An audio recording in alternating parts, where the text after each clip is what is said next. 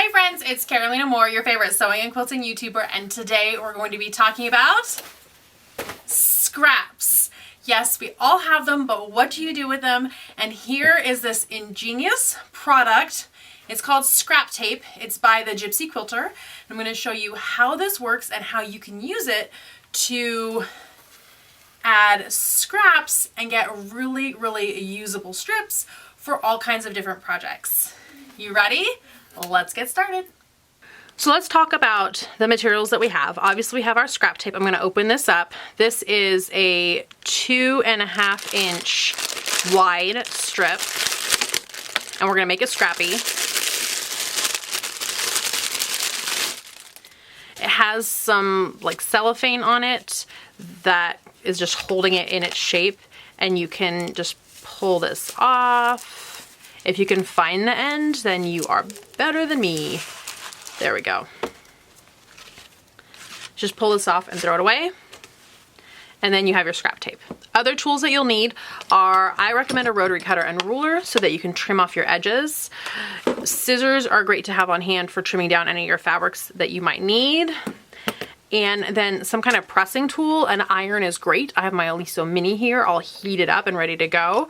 But if you don't have an iron close by your sewing machine and you don't have an ironing surface close by your sewing machine, one of these pressing rollers works fabulous. And so you can go either way, whether you've got your iron close by and you're ready, or this pressing roller. If you've never seen one of these before, I will rock your world with a video where I try it for the first time because it rocked mine.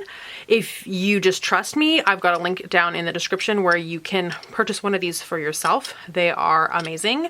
But if you have an iron and ironing surface ready to go, you'll also be fine there. And then the last thing you need is, of course, scraps. Obviously, these are not all the scraps that I have, but it is a start that we'll use for this video. Speaking of starts, we'll go ahead and get started. So you start with the end of your scrap tape, and I'll start off with this square. You want your scraps to be bigger, so wider than your scrap tape. This first piece is the only piece that I'm going to start right side up. Now it doesn't matter which side of your scrap tape you start on, but once you pick a side, you need to stay on that side. You can't go switching sides all over the place. So I've got my piece, I've laid it down.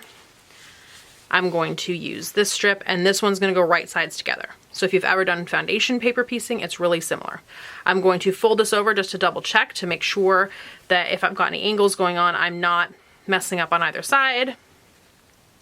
That's just fine. So I get to take this whole thing over to my sewing machine, and I'm just going to sew it with a 1/4 inch seam, just like I would any normal quilting. I'm just going through 3 layers: the top fabric, the bottom fabric, and then the scrap tape underneath.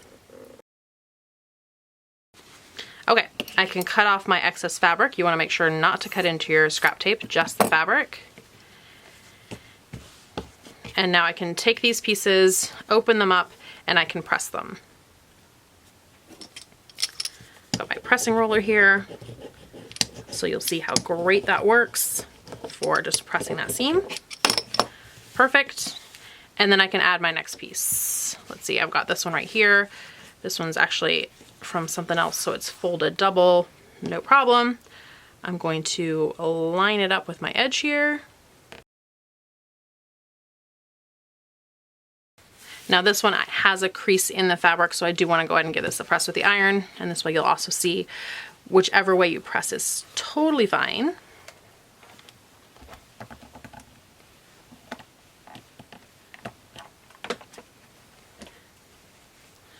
There we go. And I'm going to trim off any excess. Once you have a bunch of pieces sewn on, you can flip it over, and this is where you'll want to grab your rotary cutter and ruler. You're just going to line this up with the edge of your scrap tape and cut. And the other side you're going to cut the same way, except this time you can also make sure that it stays 2.5 inches wide, because we are going to be using this for some project at some point in the future, and we want it to be a perfectly equal width. So in case you've done anything, not cut your last line perfect, whatnot, go ahead and, that is not 2.5 inches. There we go.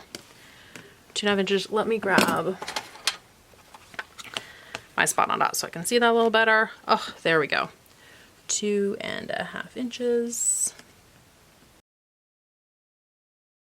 And now you have your scrap tape. These ones I did all as straight lines, and you can absolutely do straight lines all you want. I have other scrap tape that I've been working on over here. And this one is more of a crazy quilt type scrap tape, and you can absolutely have fun with your scrap tape in this way as well and make it much more wild. Also, I grabbed a little, this is a roll of cardboard tube from another craft project, and I'm rolling it on here as I work on it. So that way I don't have this big, huge piece. I'm not ready to trim it down for a project yet, so I can just roll it on here, and you can use a clip. And you just kind of roll it on one side, and when you start to get close to the edge, you just kind of bring it over to the end here and clip, and that way you have a piece that is much more manageable until you're ready to cut it for your project. So that's scrap tape. That's how it works. Super simple, so much fun. I hope you enjoy it. There are links for the scrap tape as well as the other products that I used down in the description box, so make sure that you check those out and let me know what you think of scrap tape if you have tried it, and if you have any pictures that you'd like to send me. I love to see pictures of people's projects. Scrap tape is so much fun. You could use it for a leader ender for when you're working on another quilt project. You can use scraps that kind of work well together, or you could just dive on through your scrap bin and let it be totally assorted, whatever you like. You can have your straps be straight strips, or you can have your scraps be crazy strips. There's really just so many different ways that you can use this scrap tape to make different fun projects, and it comes together really fast. Like very quickly you end up having quite a long piece of scrap tape that you can use for your projects. So I can't wait to see what you do with scrap tape. Let me know if you've tried it before. If you want to purchase this or any of the products that I showed in this video, all of those links are in the description box. When you use those links, because they're affiliate links, I get a little bit of money every time that you use those links, and it's just a way that it lets the companies know that I sent you their way. I think it's fun, but I'm never going to show you a product that I don't absolutely love unless I let you know that I don't love it and why. So you can trust that those links aren't in there just because I feel like it. But that comment box is there because I feel like I want to hear from you. Remember, that comment box is for you.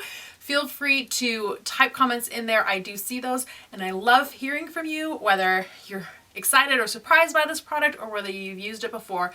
I'd love to hear from you. Make sure you give this video a thumbs up, letting YouTube know that you enjoyed it and that another quilter might enjoy it as well. Subscribe to this channel if you haven't already. It's the best way to be notified every time I have a new fun video out for you. And if you hit that share button and share this video in any of your groups, quilt groups, that are looking forward to having scrap projects and doing scrap quilts, I'd really appreciate the share. I love hearing from new quilters and having them join the community. Thanks so much. Thanks so much for watching, friends. I'll see you right here real soon. Bye for now.